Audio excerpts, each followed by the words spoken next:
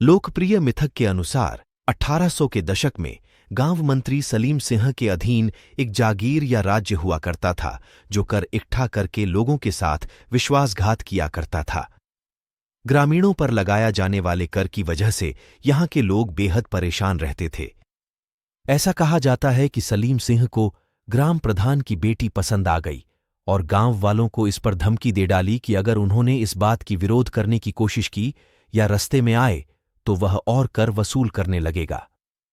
अपने गांव वालों की जान बचाने के साथ साथ अपनी बेटी की इज्जत बचाने के लिए मुखिया समेत पूरा गांव रातों रात फरार हो गया। गांव वाले गांव को वीरान छोड़ देकर किसी दूसरी जगह पर चले गए। ऐसा कहा जाता है कि गांव वालों ने जाते समय गांव को ये श्राप दिया था कि यहां आने वाले दिनों में कोई नहीं रह पाएगा। कुलधरा रहस्य में डूबा भूतिया शहर। कुलधरा जैसलमेर से लगभग 17 किलोमीटर पश्चिम में एक भूतिया गांव है। 3 शताब्दी पहले यह एक समृद्ध शहर था, लेकिन आज यह रहस्य में डूबा एक परित्यक्त गांव है। यह गांव 1291 में पालीवाल ब्राह्मणों द्वारा स्थापित किया गया था और शुष्क रेगिस्तान में भरपूर फसल उगाने की उनकी क्षमता के कारण यह एक समृद्ध समुदाय था।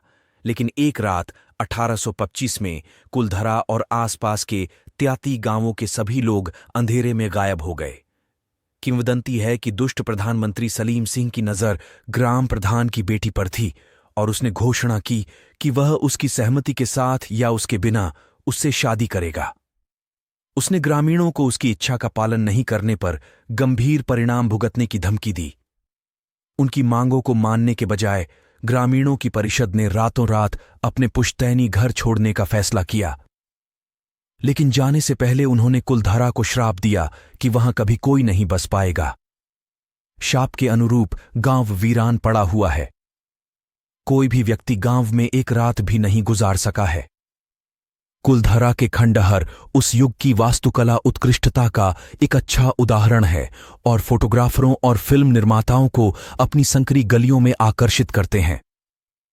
आज यह गांव राज्य पुरातत्व विभाग के अधीन एक संरक्षित स्मारक है। कुलधरा गांव में लोग, जिसमें पुरुष लोग मुगलिया अंदाज की पगड़ी अथवा साफा पहनते थे, जबकि पजामा भी पहनते थे, साथ ही कमर पर कमरबंद बांधते थे। इनके अलावा कंधे पर अंगरखा, जो एक बड़ा परिधान होता है जिसे रुमाल भी कह सकते हैं, भी रखते थे। पुरुष लोग इन सब के अलावा गले में कुछ हार भी पहनते थे। महिलाएं मुख्यतः लहंगे पहनती थीं, जबकि अंगरखा ये महिलाएं भी रखती थीं, साथ ही गले में कुछ हार भी पहना करती थीं। कुलधरा गांव के लोग ज्यादातर कृषि का व्यापार, बैंकरों का कार्य और किसान हुआ करते थे। साथ ही मिट्टी के बर्तन भी बनाया करते थे।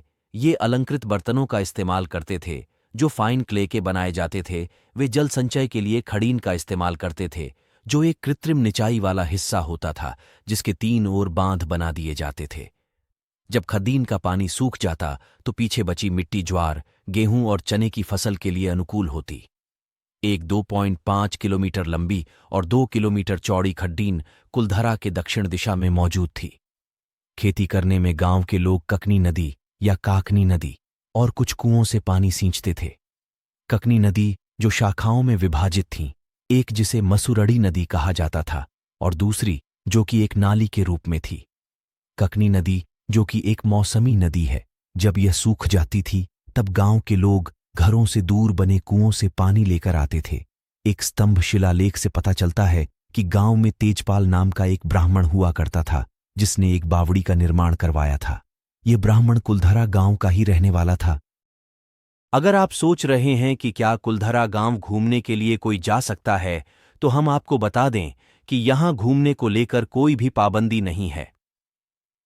कुलधरा गांव अब भारतीय पुरातत्व सर्वेक्षण द्वारा संरक्षित तरीके से रखा जाने वाला एक ऐतिहासिक स्थल बन चुका है। यहां देशी और विदेशी पर्यटक भी घूमने के लिए पहुंचते हैं। हालांकि शाम होते ही इस गांव के आसपास कोई भी नहीं भटकता है। गर्मी के मौसम में शायद कोई भी राजस्थान घूमने नहीं जाना चाहेगा। ऐसे में अक्टूबर से लेकर मार्च में यहां घूमना बेस्ट हो सकता है। टिकट के बारे में जिक्र करें तो इस गांव में घूमने के लिए लगभग 10 रुपये का टिकट लगता है। गाड़ी पार्क करने का अलग चार्ज लगता है। लोकप्रिय मिथक के अनुसार 1800 के दशक में गांव मंत्री सलीम सिंह के अधीन एक जागीर या राज्य हुआ करता था जो कर इकट्ठा करके लोगों के साथ विश्वासघात किया करता था। ग्रामीणों पर लगाया जाने वाले कर की वजह से यहां के लोग बेहद परेशान रहते थे। ऐसा कहा जाता है कि सलीम सिंह को ग्राम प्रधान की बेटी पसंद आ गई और गांव वालों को इस पर धमकी दे डाली कि अगर उन्होंने इस बात की विरोध करने की कोशिश की या रास्ते में आए तो वह और कर वसूल करने लगेगा। अपने गांव वालों की जान बचाने के साथ साथ अपनी बेटी की इज्जत बचाने के लिए मुखिया समेत पूरा गांव रातों रात फरार हो गया। गांव वाले गांव को वीरान छोड़ देकर किसी दूसरी जगह पर चले गए। ऐसा कहा जाता है कि गांव वालों ने जाते समय गांव को ये श्राप दिया था कि